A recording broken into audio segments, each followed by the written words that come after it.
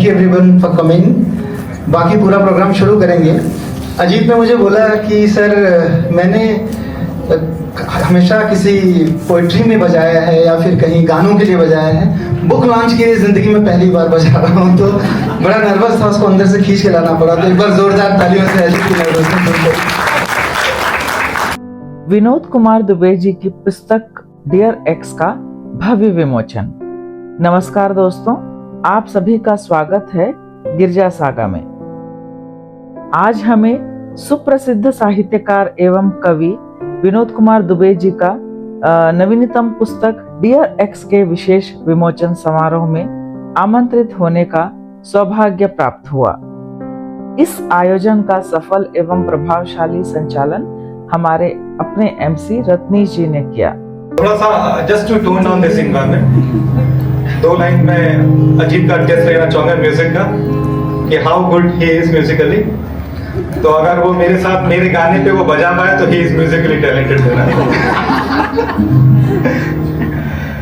खुशी का बयान कहीं कहीं दर्दनाक लाया, डाकिया डाक लाया, डाक लाया, डाकिया डाक लाया, डाक लाया, डाकिया डाक लाया। तो आज कुछ दिनों पहले जब मुझे पता चला कि विनोद जी अपने एक्स के बारे में कुछ लिख रहे हैं। अरे अपने एक्स मत बोलिए।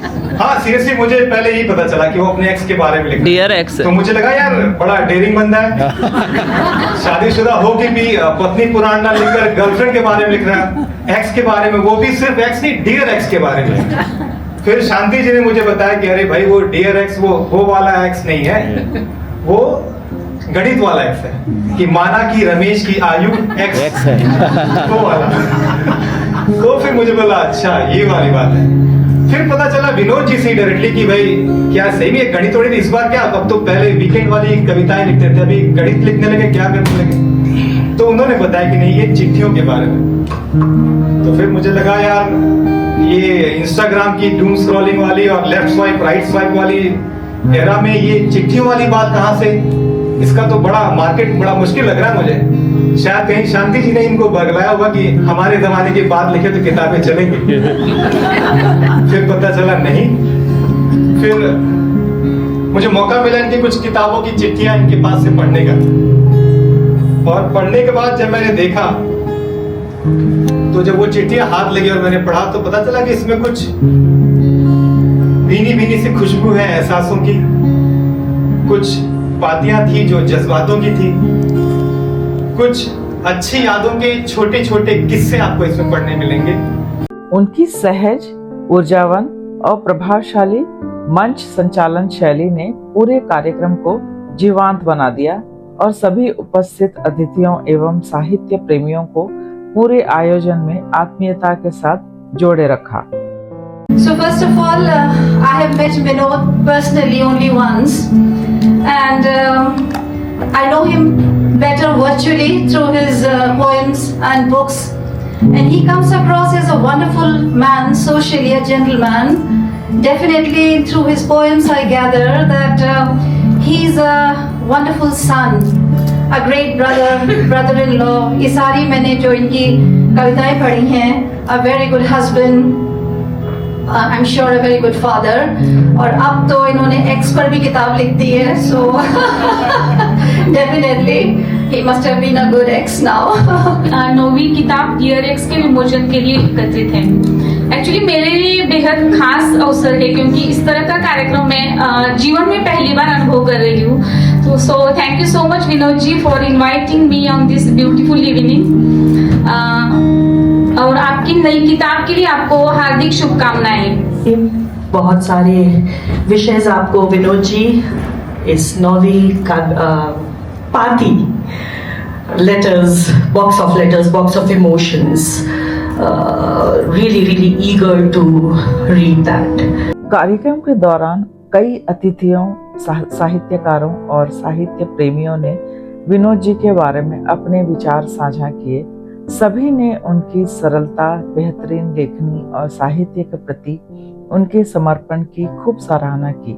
इस अवसर पर उनकी लिखी हुई कुछ सुंदर और भावपूर्ण पंक्तियां भी पढ़ी गई, जिन्होंने सभी श्रोताओं का दिल छू लिया और पूरे कार्यक्रम और माहौल और भी भावुक एवं यादगार बना दिया। वैसे बुआ पर सारे वीडियो बहुत ही खराब से होते हैं। ठीक है, फिर ठीक है। तो आप सभी का हार्दिक स्वागत, हार्दिक अभिनंदन है। और जैसा आप सभी जानते हैं, आज हम एक बहुत ही एक कहूँगी मैं बहुत खास, दिल के बहुत करीब कार्यक्रम के लिए उपस्थित हुए हैं। विनोद जी की पुस्तक का विमोचन है और ये विनोद जी को अगर मैं कहूँ तो शायद सिंगापुर में कोई ऐसा हो जिसने ना सुना हो, कोई ही ऐसा मिले हमें। और उनकी हर कविता हम सबके दिल को छूती है। तो कविताएं तो हमने बहुत सुनी है, लेकिन इसमें चिट्ठियों की बात है। तो आज इसके विमोचन के लिए मुझे लगता है कि पहले मैं थोड़ा सा पुस्तक के बारे में बताऊं और तब फिर हम विमोचन की तरफ बढ़ें। और उसके लिए बिना चश्मा लगाए कुछ पढ़ने की कोशिश करूंगी। तो हमारे मुख्य अतिथि चांसरी प्रमुख अश्विनी कुमार जी हमारे बीच उपस्थित हैं। आप सभी जानते हैं कि भारतीय उच्चायोग सिंगापुर का बहुत सहयोग रहता है सभी भारतीय कार्यक्रमों में। जो भी हिंदी या किसी भी भाषा से संबंधित है भारतीय कार्यक्रम में, उसमें बहुत अधिक सहयोग रहता है। हम हार्दिक आभार प्रकट करते हैं उच्चायोग का, आपने अपना समय निकाला। ये बहुत बड़ी बात है। पुस्तक विमोचन के लिए आज शनिवार आपने अपना समय निकाला और आप हमारे बीच उपस्थित हैं। यह संध्या साहित्य, संवेदनाओं और प्रेरणादायक विचारों से सरोबार रही। सिंगापुर से आए साहित्य प्रेमियों, लेखकों और पाठकों की उपस्थिति ने इस आयोजन को और भी विशेष बना दिया। डियर एक्स केवल एक पुस्तक नहीं, बल्कि भावनाओं, रिश्तों, जीवन के अनुभवों और आत्ममंथन की एक सुंदर अभिव्यक्ति है। इस पुस्तक का शीर्षक ही इसकी सबसे बड़ी विशेषता है, जहां एक्स हर पाठक के लिए अलग अर्थ रखता है और उसे अपनी कहानी से जोड़ने का अवसर देता है।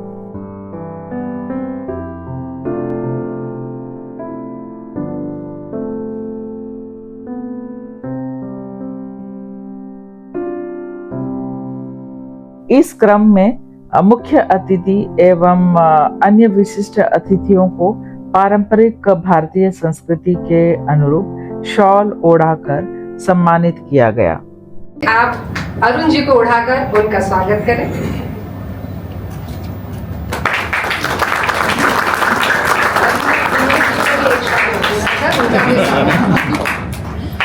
शाल के साल अभी बचे। हाँ, बचे हुए शाल सारे खत्म कर लिए जाए, क्योंकि अगले साल नए शाल लिए जाएंगे।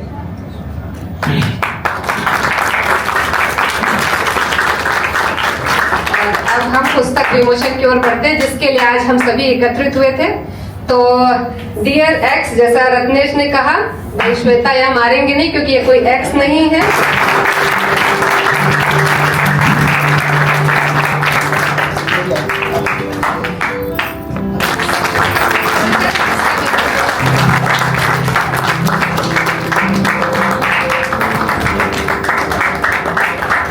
हमें इस विशेष अवसर का हिस्सा बनकर विनोद जी के विचार सुनने और उनके साहित्य सफर को करीब से जानने का अवसर मिला।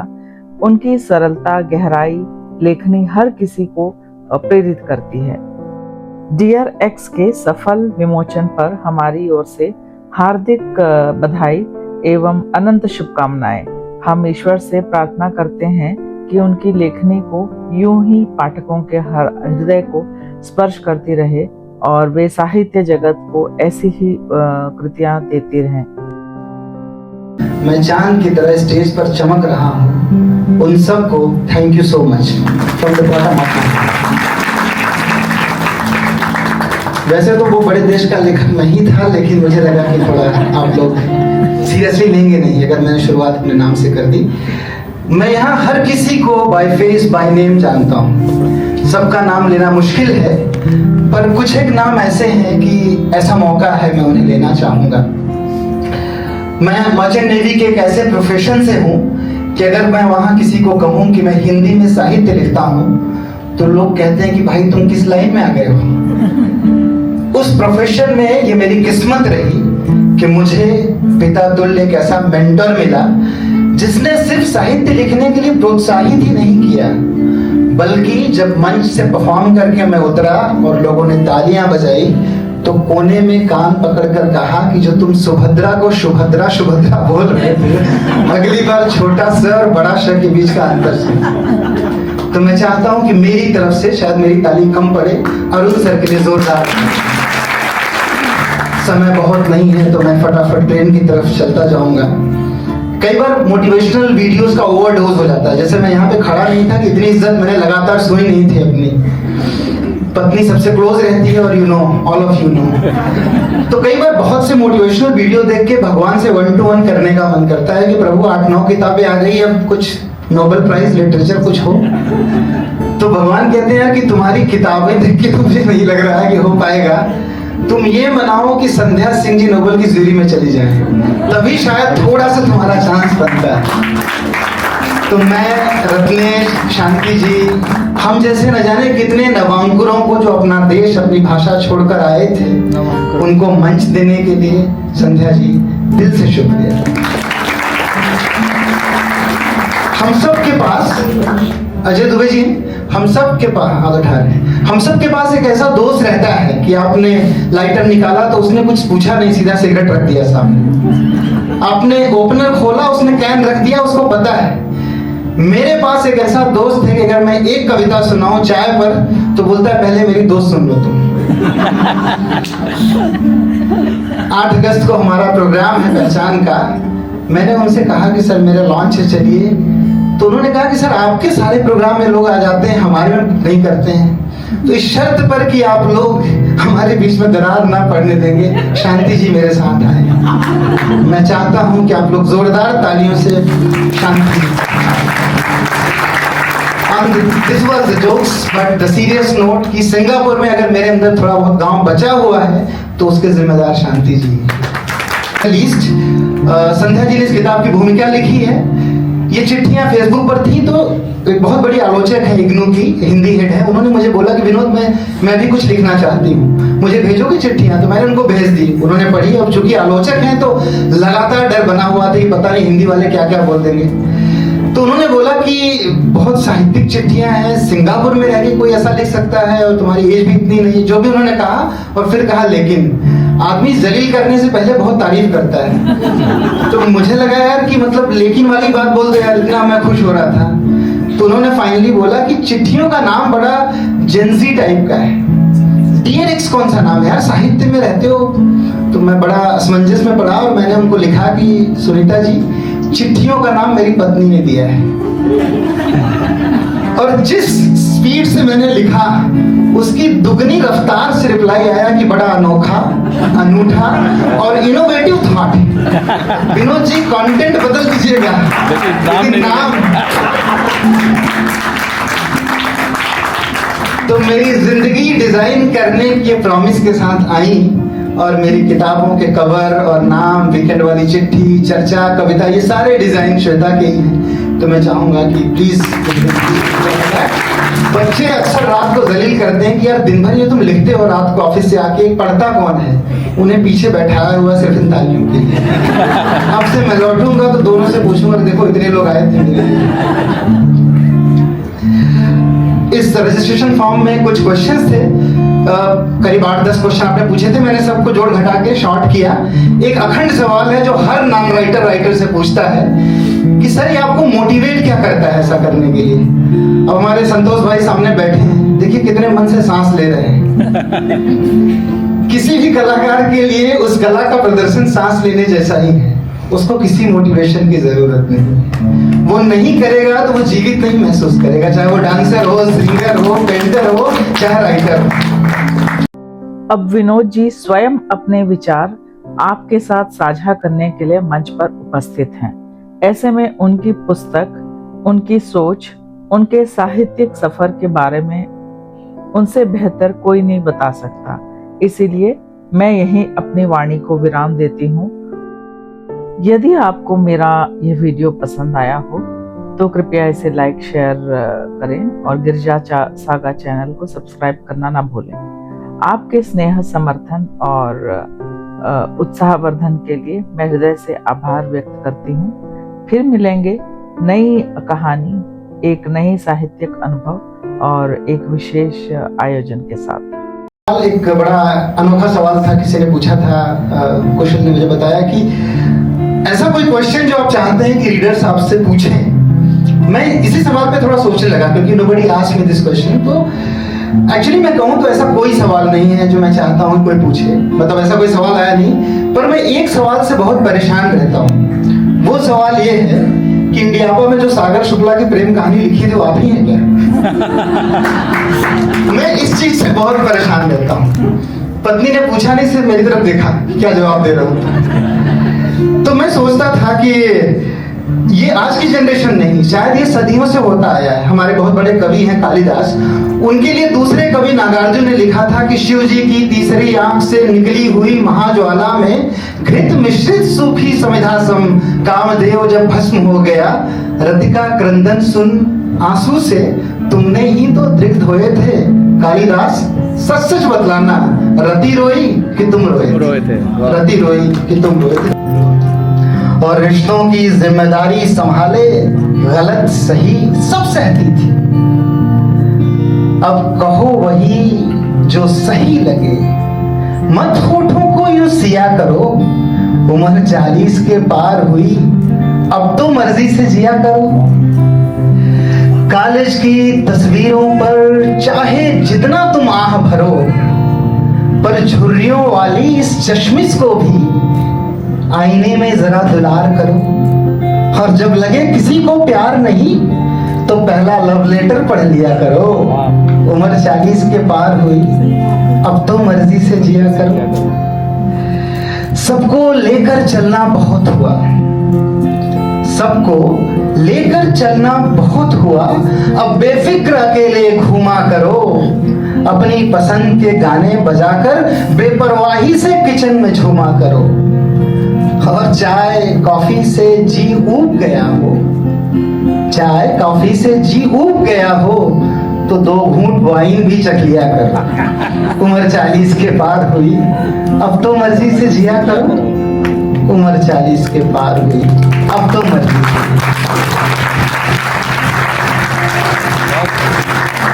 चिट्ठियों में मैंने ऐसी कई बातें लिखी जो तुमसे मिलकर कहना शायद मुश्किल था।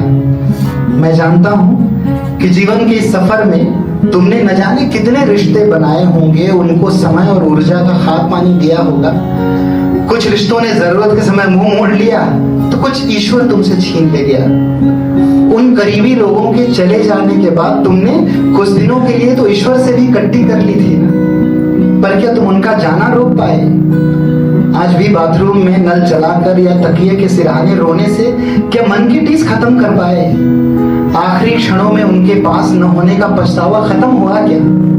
कभी सोचना कि उम्र के साथ ये सब ढोते ढोते तुमने अपनी यात्रा को कितना मुश्किल बना दिया है। जब तुम्हें समझ आएगा कि जीवन क्षण भंगुर है, शायद लेट गो करना आसान होगा। न तुम जरूरी रहोगे, न जिस चीज को तुमने हाथ से पकड़ के रखा है वो जरूरी रहेगा। अगर कुछ जरूरी लगेगा तो ये गुजरता हुआ पल जो धीरे धीरे गुजर ही जाएगा।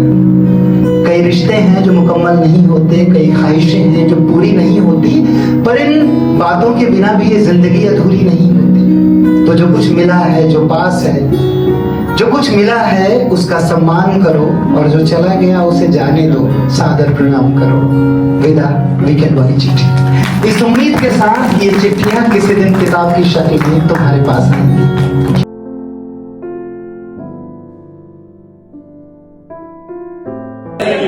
विनोद जी की 9वीं किताब के विमोचन पर ढेरों बधाइयाँ। अभी तो किताब पढ़ी नहीं है, लेकिन आशा है कि ये उन 8 किताबों से ज़्यादा रोचक और इंटरेस्टिंग होगी, तो उसके लिए लुक फॉरवर्ड करते हैं। एंड उम्मीद ये है कि 9वें के बाद और भी आए इतनी ही रोचक और इतनी ही कलात्मक रचनाएं जो हमें बांधे रखेंगी हमेशा के लिए। So good luck, all the best. Congratulations उनके 9वें किताबों पे, और उम्मीद करती हूँ कि और वो बहुत सारे किताबें लिखें और हमें इस तरह देते रहें। Thank you, congratulations Vinod. The programme was amazing. पता नहीं किसने उसको लिखा हुआ है, किताब का लॉन्च के साथ इट वाज फैंटास्टिक। तो पूरा एकदम बहुत ही अच्छी तरह से ऑर्गेनाइज किया हुआ, timely closure, and I think सब दर्शकों को पूरी तरह से बांध के रखा हुआ था। तो जैसे उन्होंने सागर के बारे में बोला, कभी शांत और कभी बहुत तेज वो होता है, वैसे ही हमारे भावना भी उसी टाइम से चल रही थी। उनकी बातों से उन 4 पावों को जो उन्होंने बताया वो एकदम different aspects of ocean was totally reflected there. Great job. Thank you very much.